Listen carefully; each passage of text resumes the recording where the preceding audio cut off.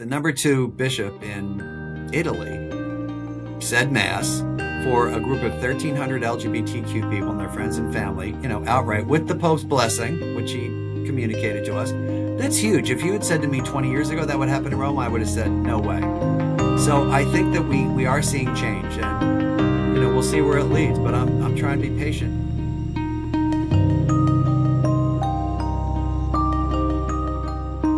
Welcome to the Meaning Mindset with Rabbi Ron Li-Paz. It's season 3, and season 3 is generously sponsored by Dr. Jack and Beth Lynn. There's a particular kind of joy that radiates from Father James Martin. He's a Jesuit priest. He's a renowned author. He's one of the most recognizable Catholic faces, voices, thinkers in the world. And what strikes me every time I encounter his work is not just the depth of his faith, but his warmth, his humor, his stubborn insistence that holiness has a place even and perhaps especially in this complicated world of our time. Father James Martin's new book, Work in Progress, Confessions of a Busboy, Dishwasher, Caddy, Usher, Factory Worker, Bank Teller, Corporate Tool, and Priest, is new, and it's already a New York Times bestseller. Here's my conversation with Father James Martin. Jim, welcome to the Meaning Mindset podcast. It's really an honor and a pleasure to meet you via technology. I've been following you in your writings and in your podcast, hearing you interviewed, of course, and hearing your own podcast, you interviewing people that I really admire. And one of the things I really enjoy about that is hearing you talk to people, and this really actually captivates me, the idea that there are obviously layers to every human being. And we see somebody who does one thing particularly well, and they're famous for that. I remember I said to my son when we started this, as interested as I am in the way somebody throws a ball, fine, I want to know what's underneath that, what their struggles are, what their faith is, how they see themselves through difficulty, what's grown them to be whom they are today. And I think you do that beautifully, both in your own story about yourself and also your guests. Can I ask you about, before we go to the next book, and I really want to focus on the book that's coming out now this year, 2026, the book that I've been listening to, so this is a brand new copy because I haven't picked it up to read. I've been listening to the Audible version, Learning to Pray. Give me your summary of the efficacy of the book, the usefulness to somebody like me, by the way, who, as obviously a rabbi, non-Catholic, found a lot of utility in it, wisdom in it. Yeah, well, thanks, Ron. First of all, thanks for having me on your show. It's an honor for me to be with you. And we agreed we're going to call each other Jim and Ron in case people think we're not being respectful. The book Learning to Pray has a subtitle of A Guide for Everyone. And really the idea is that everyone can pray. Jews and Christians, Muslims, agnostics, even if they're trying. And yet the life of prayer is so mysterious, and not in a good way mysterious to a lot of people. So what I wanted to do with the book was to, in a sense, let people know that prayer is accessible for everybody, to give them a couple ways of praying, to talk about, how people pray in their day-to-day lives. And also, I think, really specifically to talk about what happens when you pray. I think that's kind of the heart of the book because, as you know, from being a rabbi, people say, I close my eyes, what's supposed to happen, right? And so that's kind of the heart of the book. What happens when you close your eyes, and what can we expect when we pray? One thing that I think resonated with me among many is something I believe and teach, that prayer, in a sense, isn't its own initiation, it's a response. And I think about the prayer experience that I had this morning, and my prayer was as a response to, and it was a litany of things that I wanted to enter into a conversation with God. And I think about this kind of infinite relationship between blesser and blessed, and think I have a part to play in acknowledging, not only through the words, prayer, but also through my actions, that I'm living in a dialogue with my Creator. What's your thought on that? I think that's a great insight. And I think anything that we do, good, of course, comes from God's invitation. And so As I say in the book, even the desire to pray comes from God. The desire to be in connection with God comes from God. There's a great quote I love from St. Augustine, who was an early Christian saint and theologian, who said, I quoted in the book, "Our hearts are restless until they rest in you, O Lord," which I think is so beautiful. So this desire, this restlessness, and even as you were saying this morning, this desire to pray really comes from God. This is how God draws us closer. So I agree 100%. What would you say to my congregant who has limited knowledge of the Hebrew, meaning knows the text in the way that I know the Latin Mass text or some of it by heart, and they just from actually being an opera singer, so some of it was sung in choral masses, but also has some textual connection to prayer in the formal form, Latin Mass or translated, or Hebrew text, but says, I just can't get past the mechanics. How do I enter into, if that's the classical, how do I enter into the jazz, the improvised, the self-formed prayer? That's a great question. Well, a couple of things. I often say to people who pray with Scripture, both the Hebrew Scriptures and the Christian Scriptures, the Old and the New Testaments, that it does help to know a little about what's going on. Like when you're reading the book of Exodus, it does help to know what's going on here. Who are these people? What are the challenges? When you're reading the Psalms, what's going on in David's time, right? When we're talking about the exile, what's he talking about when he talks about Babylon? So a little is helpful, but you don't need to be a biblical scholar. You don't need to know ancient Greek and Hebrew, right, to really understand those things. And I think that we can take the Bible, on its own. So it's a kind of middle ground. You don't have to be a PhD in biblical studies. You don't. But by the same token, you do want to know something about it. Okay, so now when you enter into it and you're reading about a particular passage from Genesis or Exodus or anything, what sort of strikes you? Where are you moved? Where do you feel there's a lot of energy? What emotions do you feel? So for example, if you're reading about the Exodus, what strikes you about your own life? Do you feel like you're being invited into a place of freedom, right? The way that the Israelites were? Is there an invitation to trust? That was obviously a big theme in the Israelites' flight, trusting, right? Trusting Moses, trusting in God. Is there an invitation in your own life to trust? Those kinds of things. So I think what I'm trying to say is you don't have to be an expert. It does help to know a little bit, but I think really what the key is what's God doing with those texts in your own life. I want to say one thing briefly. We have a tradition called Lectio Divina, which is sacred reading. And there's 4 steps that I really like from a New Testament professor of mine called Father Dan Harrington. He would say, and this can be used for Jews and Christians, anyone really who's looking at the Bible. What does the text say, right? Like what's going on? What does the text say to me? I think very important, which is what we were talking about. What do I want to say to God about the text? And what difference will this text make in my life? I find those 4 steps very helpful to entering into biblical passages. Yeah, I like that a lot. I like the process and its simplicity. I look at the world today as I think people have. So my own view is, and I think maybe I'm naive in my optimism, is that people in a sense have had the same woes in every generation. I mean, different weapons, different ills in the world. Now we have social media and we know the problems with that. But the people who were banging rocks against each other also had fear of certain size rocks, right? So I agree. So I'm not as apoplectic when I see the ills of the world. I'm troubled. I'm bothered. I feel like we need to do something. But there's a part of me that hears the people saying, this is just, it's never been as bad as this. And I go, well, we haven't lived in the never point. We haven't been there. What's your general philosophy about that, the sense of where we are in relation to the past and maybe the future? I totally agree. I think, as you know, you read the Psalms, which Right. is, Psalm 13, how long, O Lord, right? This is something that people have been praying forever. So I think, you're right that the specifics are different, but the challenges are the same. oppression, injustice, sin, uh, hopelessness, despair, as well as joy and grace and trusting God. Yeah, I think that's why the scriptures are so endlessly fascinating to people, because you can look at a psalm, and I mean, the lament psalms, the psalms of praise, it's all there.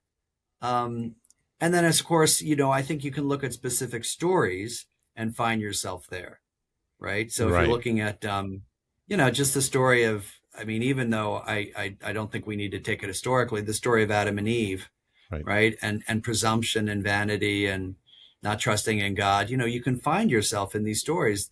There's real wisdom there. So we believe it's divinely inspired, and there's a reason why they're so fertile, I would say. But yeah, I think particularly the Psalms. I mean, I'd be curious, when you think about all the troubles that are going on in the world today, is there a passage that you go to? Kind of curious. I Yes, I think one that comes to mind often is Psalm 121, the first verse. Esa enai el heharim, I look up to the mountains. From whence shall my help come? And of course, the answer is God, and my faith in God, my relationship to God.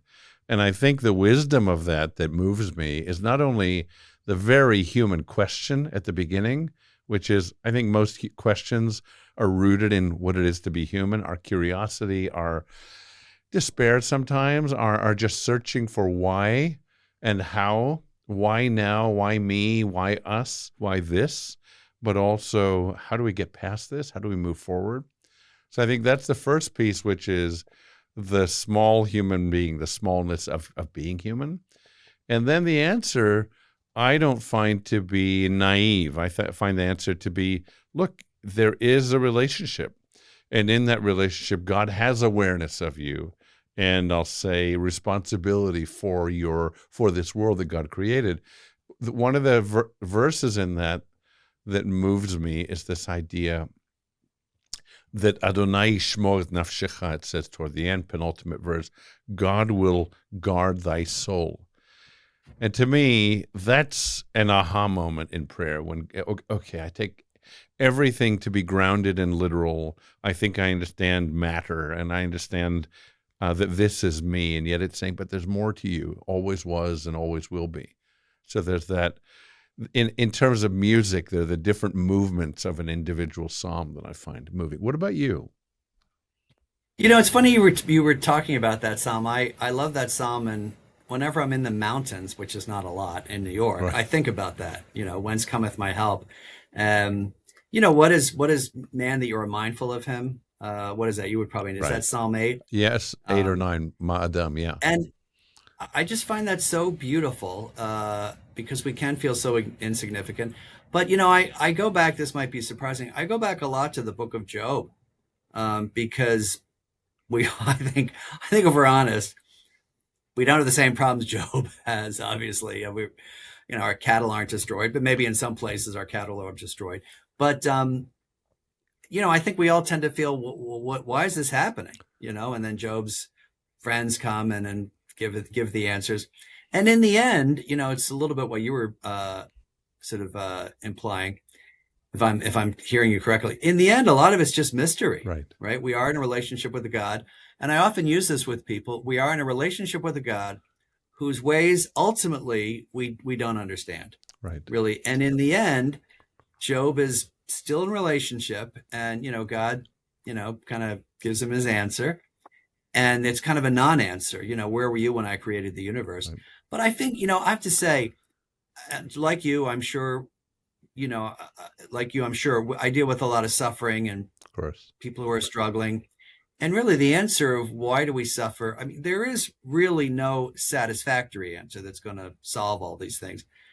And so increasingly, as I get older, the book of Job is really meaningful, not because I suffer more than anybody else or suffer like Job, but because that answer is really helpful, which is we need to continue to trust in a God we don't understand. And Job, in the end, it's kind of at peace, as I see it.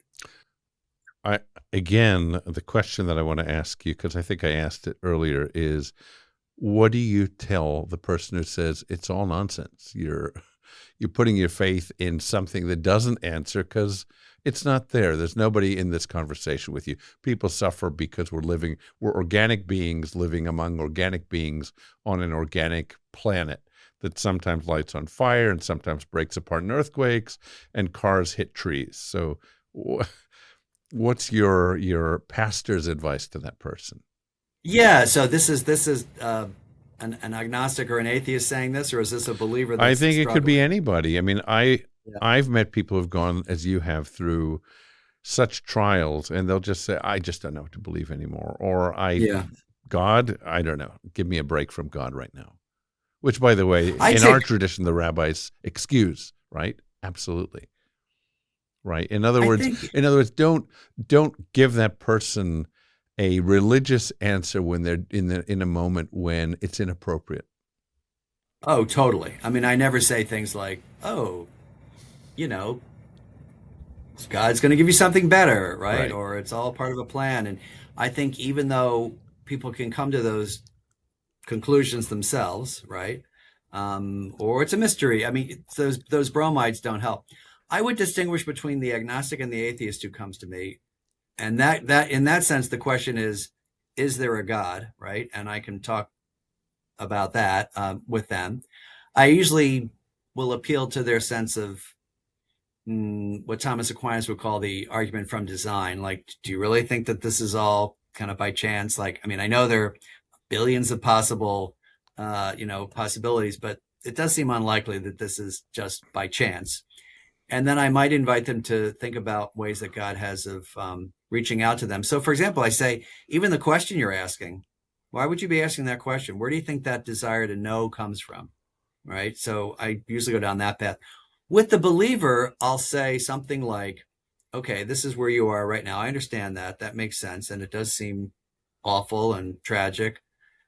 Do you see signs of God's presence in your life, even in the midst of these tragedies? And if they're being honest, people usually are able to say yes. Yeah. I just had a spiritual direction session with someone who was really struggling, and this person was able to say, yes, this person reached out to me, this person. And I'll say, do you see God's hand in that? And so I think if people are honest, even in those moments of despair, they're usually still able to see some signs of God's presence. But really, it's about accompanying them. And you may need, as you're saying, you may need to give them a time to just, not believe for a while and then come back on their own terms. Because you're absolutely right. These easy answers, if you're talking to a parent who's lost a child, we're going to say, oh, they're in a better Right. place, or God's going to give you, God answered your prayer, but it was something better, Right. that's my least favorite Of answer. course. I went through that So, as a so yeah, child. so it's just accompany them. I lost my mom when we lived on the East Coast, and we were, as a little kid, I was 7, almost 7, and she was killed by a drunk driver, and my dad Oh, was awful. injured. And I remember, the kind of platitudes that you'd hear from really good, caring people who said she's in a better place, all these things. And there's a part of me, probably not at 7, but later said to myself, really better than with her kids and husband? And Yeah. how can that be something I Yeah. could believe? What's shifting from this conversation? And by the way, I just want to hold this up again. I know this isn't the book I really want to focus our conversation on. That's the next one with great, funny pictures of you. But I want to just talk about the world in this moment. You and I know about the divide in our society in America. We know about the divides in so many societies actually across the globe where people are pulling apart from each other on the basis of I am right and you are wrong. I am right means I am inherently good and you are wrong, which means you are actually inherently evil. Now, how can we be Yeah. at the same table? Because my parents taught me don't sit at the table with evil, don't get that close to it. And here we are. And maybe I'm obviously dramatically simplifying what people are really feeling. What's the God component to the struggle that we're in collectively, not individually? Obviously, it comes down to individuals. What's your feeling about what it is to be a priest, a teacher, a pastor in this moment of history? Oh, well, I think that's a very good question and an insightful observation about, I disagree with you there. Therefore, you're not even part of us. You're not even part of the community. You're evil. You should be cast out. The whole tradition of the scapegoat. I think for me, one of my jobs right now is to enable people to see the other person as, a human being, as a child of God, right? And to really listen to that person, which is very difficult. And we have a tradition in the Jesuits. I'm a member of the Jesuit order, and it's called the presupposition. It's a kind of a crazy term. And it begins St. Ignatius's book called The Spiritual Exercises. And he says, this is the beginning of the spiritual exercises. This is a kind of 4-week plan for prayer and thinking about Jesus in your life. And you would think it would be something about Mary or Jesus or the Trinity. No, the first presupposition is you should always be more willing to put a good interpretation on a person's comments than a negative one. And if you don't understand it, you need to ask them what they mean. Yeah. So it's basically giving people the benefit of the doubt. And that is not done today at all. And I find the kind of ad hominem attacks that you see all over the place, particularly on social media, Right. just appalling. There's a little known verse in, I think it's the Gospel of Matthew, where Jesus says, I'll use some Aramaic.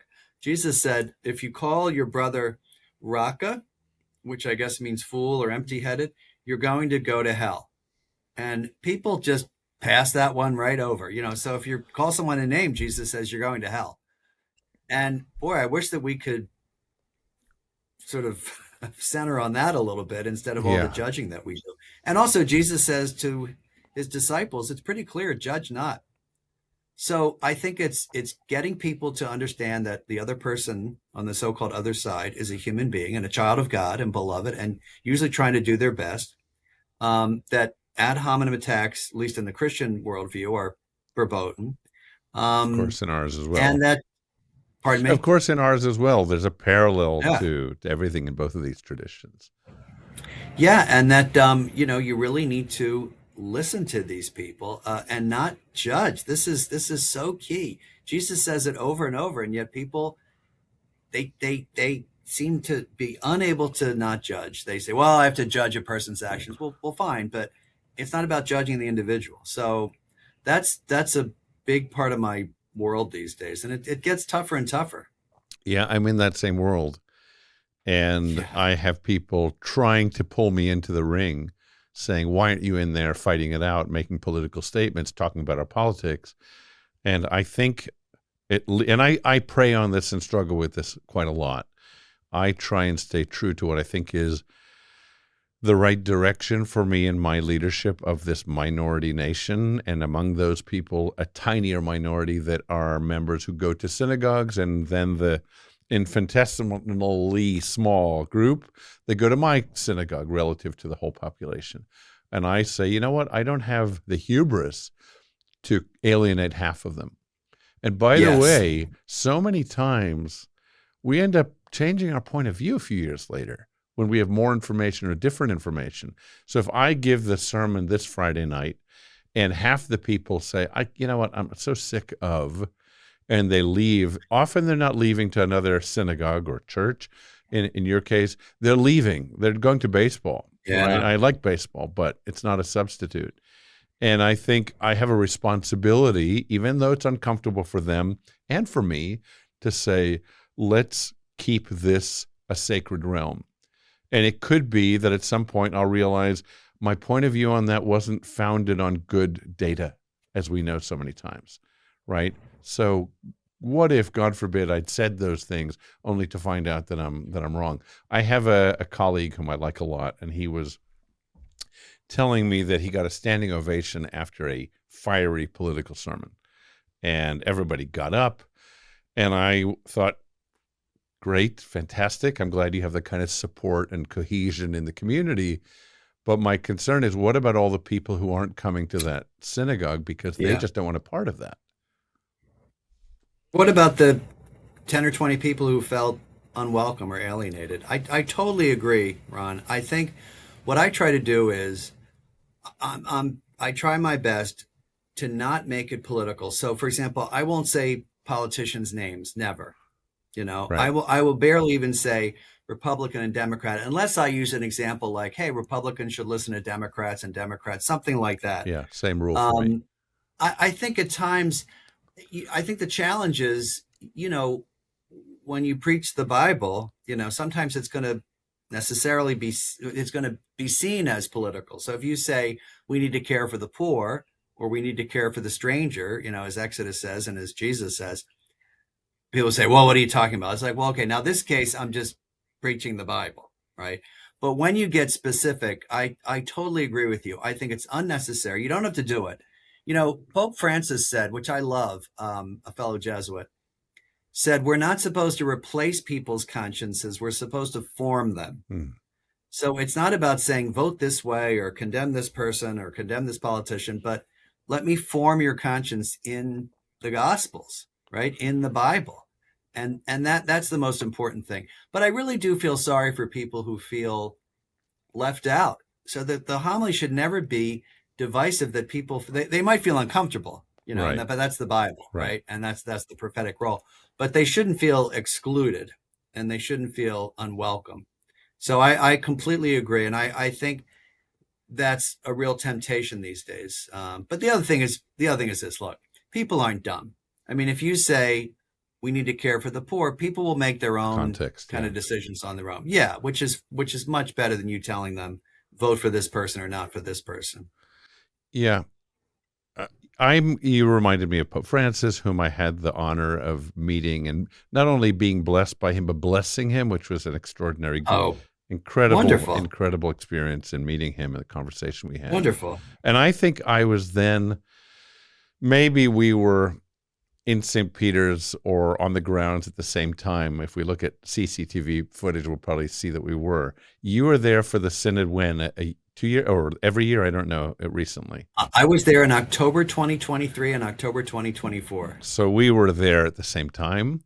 Wonderful. I was there in conversations with a couple of the cardinals and ambassadors to the Holy See. And it was an extraordinary experience. I'll tell you something that was disturbing. I walked out of Mass with Pope Francis at St. Peter's, didn't walk out with him, walked out of that Mass, and was so awed by that experience, and to have been, honestly, the only person with a blue yarmulke there, right? I'm, joking, but truly realizing that I was truly an honored guest in that company. And as I walked out, I was getting to the gates where the Swiss Guard are, and I'm wearing what I wear, which is simply a blue suit and tie with a yarmulke.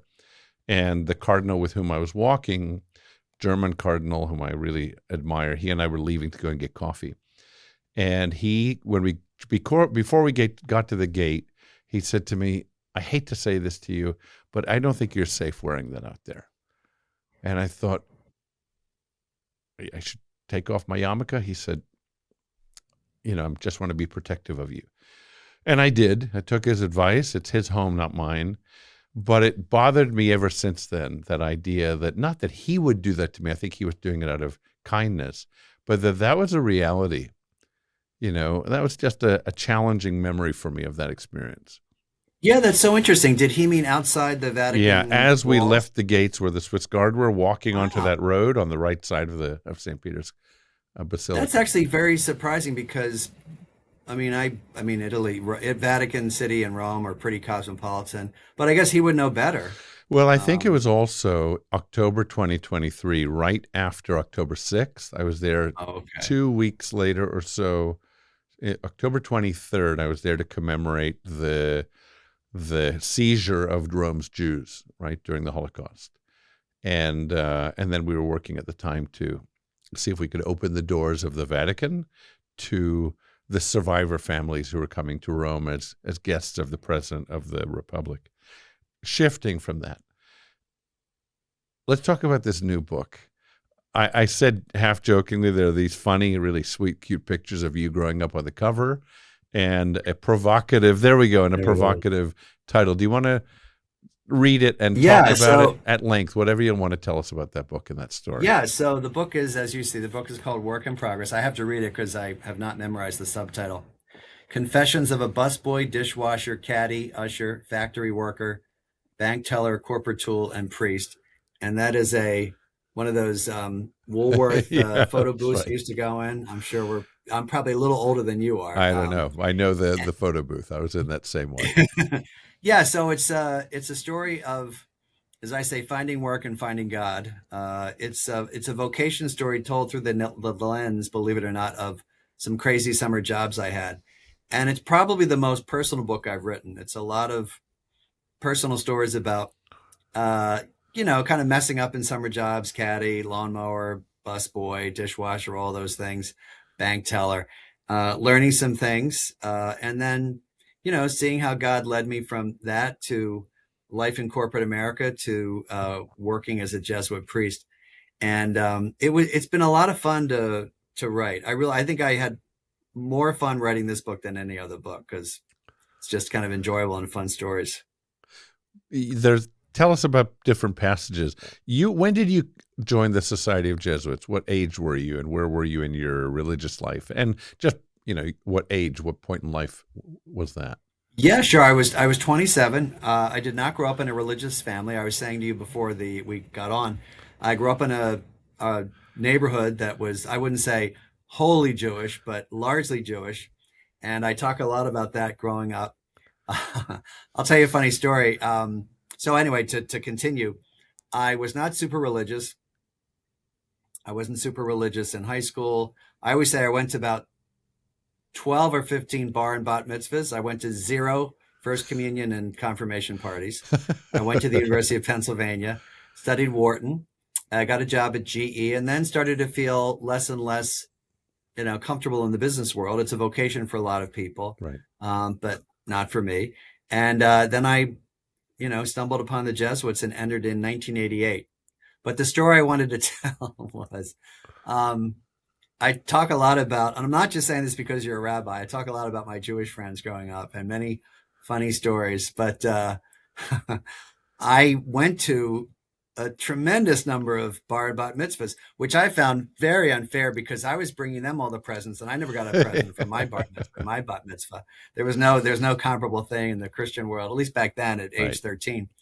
And so, and I knew all the words to the Barakah blessing, Baruch atah Adonai and all that, and I knew all sorts of things. So we were in Israel probably about 5 or 10 years ago, and I'm sure you know the Jerusalem and the Old City, and we were in one of the gates. I think it might have been the Damascus gate, but in any event, we were at one of the gates, and as you know, there are often bar and bat mitzvahs, I guess more bar mitzvahs in the precincts, and they have them at the Western Wall, right? Right. And then we ran into one. So imagine this group of pilgrims, 100 Catholic pilgrims, ran into a sort of bar mitzvah party with like a DJ at the front of the parade, if that makes Yeah, sense, it right? does, 'cause I've seen So that. they're singing and everything. So this is so funny. So I'm not in my collar, and they're singing the Hava Nagila, and they hand me the mic because we were clapping and everything, and I know the lyrics, and then they started to dance the hora, right? And I know how to dance the hora, and so I think they thought I was Jewish too. My Catholic friend said, I'll never forget this. Did you learn that in an interfaith course that you took? I said, no, I learned it in junior high school. So I tell stories like that, but it's mainly about working and finding God in work and learning things about oneself. And I hope people enjoyed it. It's kind of a lighthearted book. But can I tell you another Of story? course, as many as you want. This is one of my favorite stories. So one of my college housemates, we lived in a house off campus. This is a great story. Was named Rob, and he is named Rob, Rob Schlackman, I can say. And we were good friends, and we lived together in an apartment in New York City. And he's Jewish, and obviously his family's Jewish. And many years later, I was studying Old Testament in Boston, and Rob invited me to his family's Seder. Okay, so I've been to many Seders before. In Newton, Mass. I know Newton. Right outside of Sure. Boston. Yeah. And so I am studying Old Testament. And so I'm at the peak of my knowledge of Old Testament knowledge. Like, I mean, I knew everything. I was studying it. I knew it all. So his mother Ellie, was really lovely, starts asking me questions, not the traditional questions, right? Why is Yeah, this of night course. different? But just questions about Moses and Miriam and Aaron and Exodus, just, questions. Well, well, I answered them all because, it was like an oral exam. Exactly. And she turned to her son and said, Rob, why don't you know as much about our tradition as your Catholic friend Jim? So as we were leaving, literally as we stepped outside the door, Rob said to me, that is the last Seder I'm ever inviting. That's your last Seder. You're never coming back. Yeah. And now I said, we joke. Now I say, I don't think I'd remember, half that stuff. So, yeah. So it's, I'm not, again, I'm not saying this just because you're a rabbi. That was such a part of my growing up. And it still is. So yeah. And Rob gives me my Lenten penance every year. How so? I have, forgive me for keep telling you these stories. You can edit this No, out. no, no. We don't want to. Go ahead. When I was in college at Penn, I lived mainly with my Jewish friends. Penn was, at least at that time, was heavily Jewish, and they said they were very interested in Catholicism, and they said, "Well, tell us about Lent." So, all right, this is what Lent is: preparation for Easter, 40 days, and you give things up. I'll never forget this. Well, who decides who gives what you give up? And I said, "Well, I do." And they said, "Well, how hard is that?" They said, "We should tell you what to give up." So they told me I should give up orange soda and this kind of pastries that I ate. And for the rest of my college career, they would tell me what to give up. And when I graduated, they continued to do it. And Rob and his family still do it every year. So on Ash Wednesday, Yeah. I've written about this. People think it's so funny. On Ash Wednesday, he will call me up or now text me and say, this is what you're giving up for Lent. And it's usually a candy, a spice, and a food. And he will say, you're giving up, Turmeric. cumin Yeah. and Cumin I like. turmeric Yeah. and Baby Ruth bars and hamburgers. And I will try to give them up. So That's great. Yeah, people think your story is very kind of linear. No, there's much more to it than that. You told me a funny story that was about a response to you becoming a Jesuit. yeah, so the most common response to my telling my friends that I was going to be a Jesuit was in fact Mazel Tov. And that's because most of my friends were Jewish. And I think, it's interesting. Rob's parents, who are both deceased, Jerry and Ellie, were just lovely. And they came to my first vow mass. They came to my diaconate mass, and they came to my ordination, which were all in Boston. And, yeah, so I really treasure their friendship. And, I think they were, funny enough, they were more enthusiastic because I think my Catholic friends thought, oh, a priest, like, what is that all about? Where they were like, good for you. Yeah, of course. You know, I want to ask you a question. Maybe you address it in this book or not. You've done a lot of notable work and obviously had slings and arrows, foisted on you or thrown at you for your work on behalf of the LGBTQ community. Where are you in that work right now? Where's that conversation today? Yeah, so I helped to start a group called Outreach, which is an LGBTQ Catholic ministry, and we have conferences and retreats and pilgrimages. We have a website called outreach.faith, so I'm pretty involved in it. I've stepped back a little bit. We have an executive director. I'm now the founder, which I think is kind of a crazy word. Someone said, what are you, the George Washington of LGBTQ Catholics? But I'm still doing a lot of that work. The book is not about that. The book is more about growing up and summer jobs, but that's a big part of my life. And I do get a lot of arrows, I would say, aimed at me. Yeah. So it's not slung. Yeah, it's pretty tough. And I didn't mean that to correct you. No, what no. I'm saying is Appreciate it. People are pretty direct about, how terrible I am. But I had the support of Pope Francis, and I met with Pope Leo recently, about a month or two ago, and felt a lot of support from him. So it continues, but it's it's difficult, and I'm wondering, I'm curious, is it as difficult in the Jewish community, would you say? I guess it depends on which branch of It Judaism, but would depends you say in the if United States, is it difficult? no, I'd say largely no, it's not difficult. I think it's expected to a large degree among liberal Jews, meaning conservative and reform and all the other quasi denominations within those denominations. But then in the Orthodox world, it's also becoming more of a normative conversation. And there are some great people doing great work on this subject. And it's good. We're moving in good directions. Certainly, when you come to what I'll call the more liberal middle and end of Judaism, there's great acceptance. Acceptance, adoration, warmth, embrace. Now, tell me, I'm curious, in the Orthodox Jewish world, is there more There acceptance? is more acceptance. It's still a touchy, difficult subject. People are still reading Leviticus. By the way, they read that first when you study in yeshiva. That's the first book you read. But it's difficult getting squaring off and the rabbis, by the way, do this as I think we do in all wisdom traditions, say, this is God's law, but these are the human beings in front of us.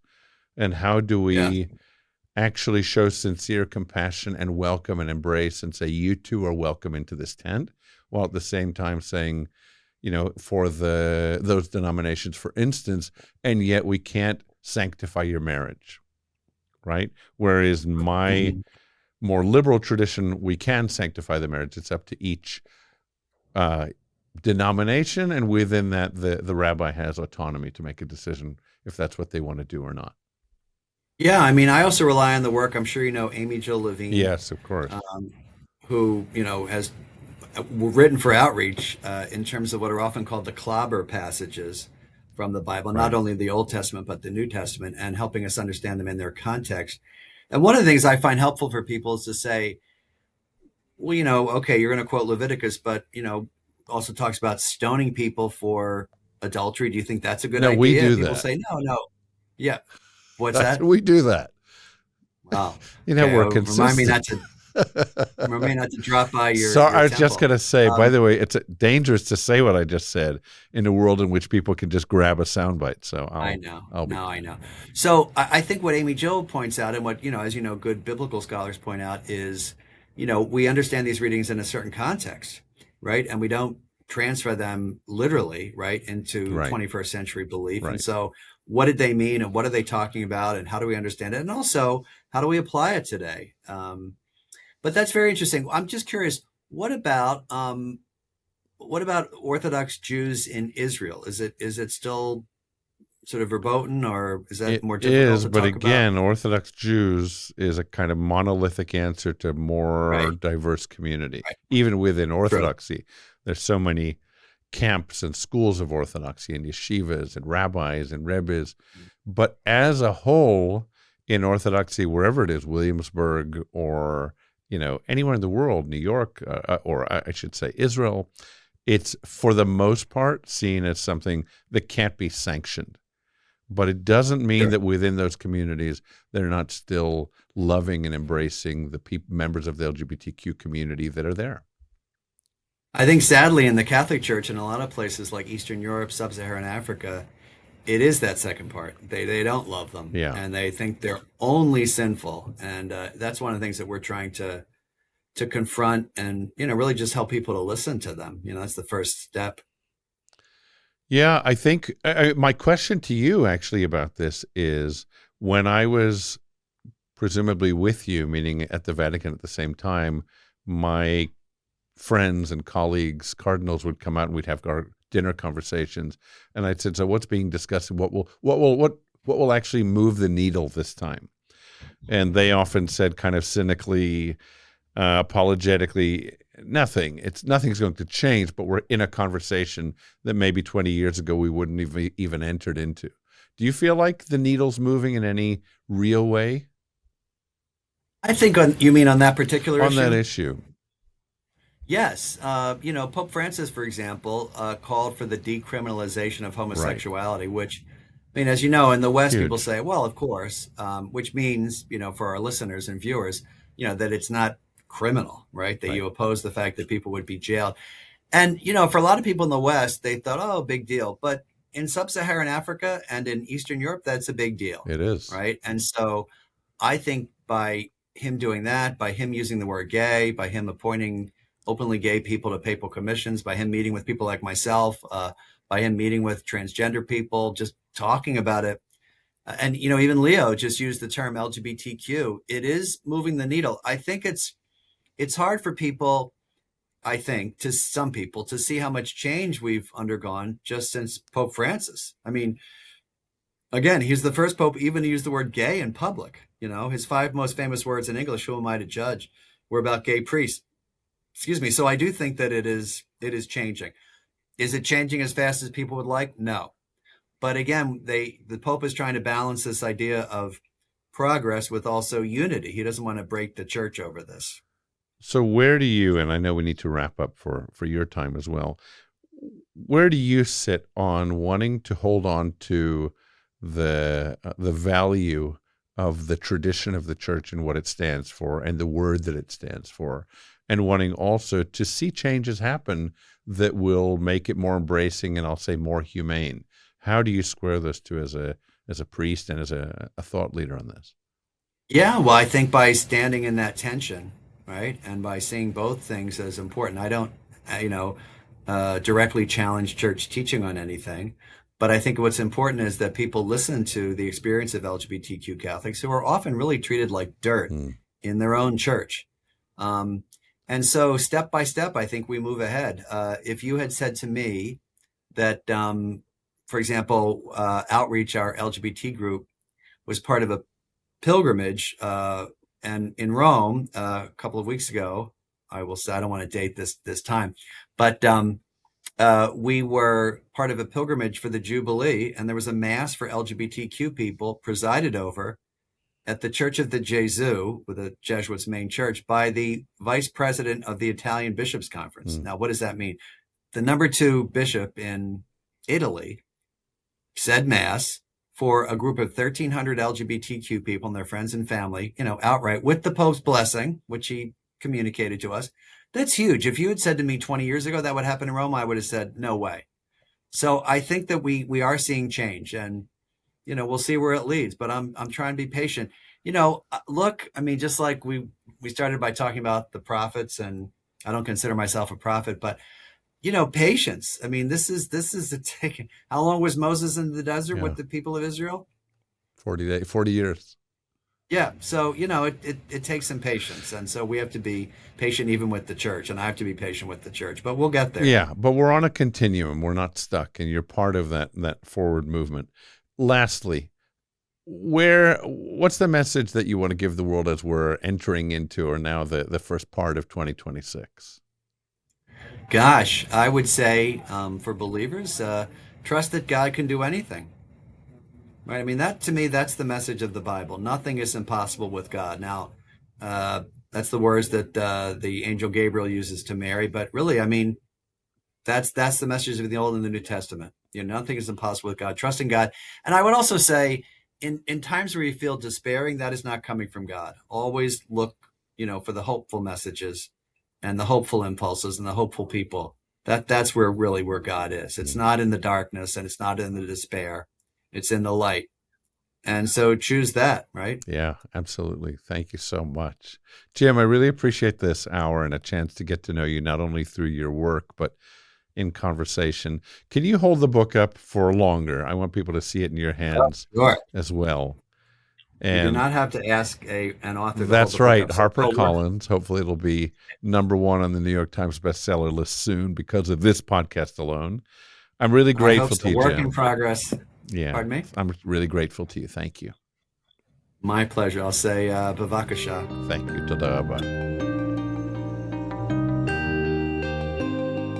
This season is produced and edited by Jonah Li-Paz. Content editing by Bronwyn Li-Paz. Digital marketing by Notebook Media. The Meaning Mindset is hosted by Rabbi Ron Li-Paz. Find us wherever you find your podcasts.